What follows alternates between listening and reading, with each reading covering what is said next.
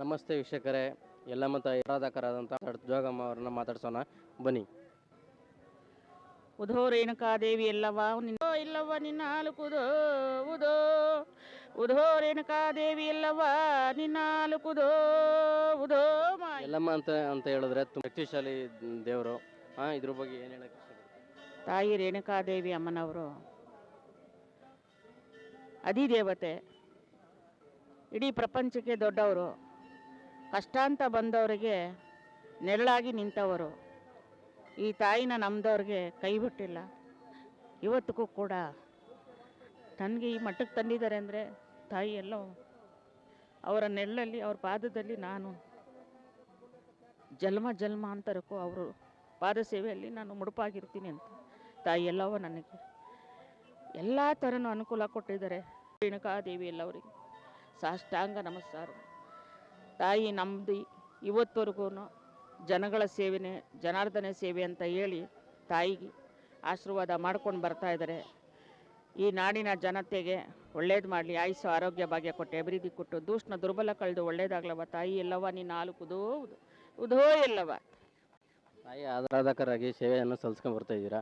ಎಷ್ಟು ವರ್ಷಗಳಿಂದ ಸೇವೆ ಸಲ್ಲಿಸ್ಕೊಂಡು ಬರ್ತಾ ಇದ್ದೀರಾ? ಕಳೆದ 2021ರಲ್ಲಿ 6ನೇ ತಿಂಗಳು 14ನೇ ತಾರೀಕಿಗೆ ತಾಯಿ ನಮ್ಮವ್ವನ್ನ ಸವದತ್ತಿ ಎಲ್ಲವ ಗುಡ್ಡದಲ್ಲಿ ಜೋಗಮ್ಮನಾಗಿ ನನಗೆ ನಮ್ಮ ಮನೆ ಕಡೆಯಿಂದ ಅಮ್ಮನವ್ರನ್ನ ಜೋಗಮ್ಮ ಅಂತ ಹೇಳಿ ಅಲ್ಲಿ ನನಗೆ ಸಂಪೂರ್ಣ ಇದು ಮಾಡಿಕೊಟ್ಟಿದ್ದಾರೆ. ಅದರಂತೆ ಅಲ್ಲಿಂದ ಇಲ್ಲಿವರೆಗೂ 6 ವರ್ಷಗಳ ಆಯಿತು. ತಾಯಿ ಬಂದು 2008ರಲ್ಲಿ ಅಮ್ಮ ಆವಾನೆ ಆದರು. ಅಲ್ಲಿಂದ ನಾನು 2021ಕ್ಕೆ ಅಮ್ಮನವ್ರನ್ನ ಒತ್ಕೊಂಡೆ. ಇವತ್ತವರೆಗೂ ನನಗೆ ಕೈ ಬಿಟ್ಟಿಲ್ಲ ಅಮ್ಮ. ಆವತ್ತೊಂದು ದಿವಸ ತುಂಬ ಕಷ್ಟದಲ್ಲಿದ್ದೆ ನಾನು. ನನ್ನ ವ್ಯಾಪಾರ ಎಳ್ನೀರು ವ್ಯಾಪಾರ ಆಗಿತ್ತು. ಈಗ 4 ಜನಕ್ಕೆ ಸೇವೆ ಸಲ್ಲಿಸ್ಕೊಳ್ತಾ ಅಮ್ಮನ ಕಡೆಯಿಂದ ಒಳ್ಳೇದು ಮಾಡ್ತಾ ಬರ್ತಾಯಿದ್ದೀನಿ. ನಮ್ಮ ಅವ್ವನ್ನ ನಂಬಿದ್ದೀನಿ. ಇಲ್ಲಿವರೆಗೂ ನನಗೆ ಕಾಪಾಡ್ಕೊ ಬಂದಿದ್ದಾರೆ.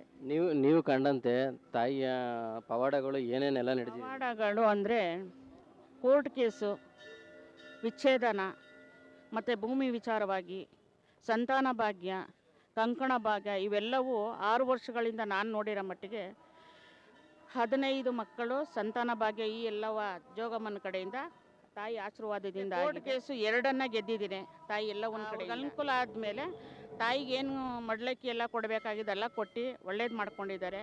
ಇನ್ನು ಮುಂದೇನೋ ತಾಯಿ ಆಶೀರ್ವಾದ ಇರಲಿ ಜನಕ್ಕೆ ಅಂತ ಹೇಳಿ ನಾನು ಕೇಳ್ಕೊತಾ ಇದ್ದೀನಿ. ನೋಡಿದ್ರಲ್ಲ ವೀಕ್ಷಕರೇ, ಇಷ್ಟು ಮಂಗಳಗೌರಮ್ಮ ಜೋಗಯ್ಯ ಅವರು ಯಲ್ಲಮ್ಮ ಆರಾಧಕರ ಆಡಿದಂಥ ಮಾತುಗಳು. ಕ್ಯಾಮ್ರಾಮ್ಯಾನ್ ದಿಲೀಪ್ ಜೊತೆ ವಿ ಟೈಮ್ಸ್ ಕನ್ನಡ ಅವಿನಾಶ್.